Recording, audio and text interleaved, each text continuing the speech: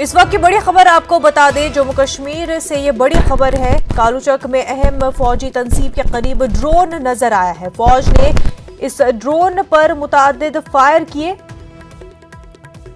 बीती शब 3 बजे का ये पूरा वाकया है। काफी अहम खबर आपको बता रहे हैं।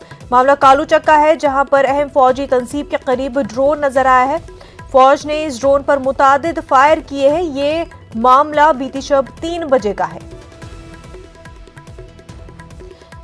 अक्सर आपको बता दें, ड्रोन कैमरों को पाया जाता है एलओसी के करीब। और इस वक्त की जो अहम खबर आपको बता रहे हैं, कालूचक में अहम फौजी तंसीब के करीब ड्रोन नजर आया है।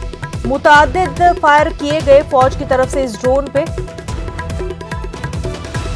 फौज चौकस है। तमाम तर कार्रवाइयां जो करनी चाहिए वो की जाती है। ड्रोन पर फायरिंग की गई है। इस तरह की नापाक हरकतों को कामयाब नहीं होने दिया जाता है। फौज चौकस है और तमाम तर इक़दाम किए जाते हैं। लौचक में अहम फौजी तंसीब के करीब ड्रोन नजर आया। बीती शब 3 बजे का ये वाकया है।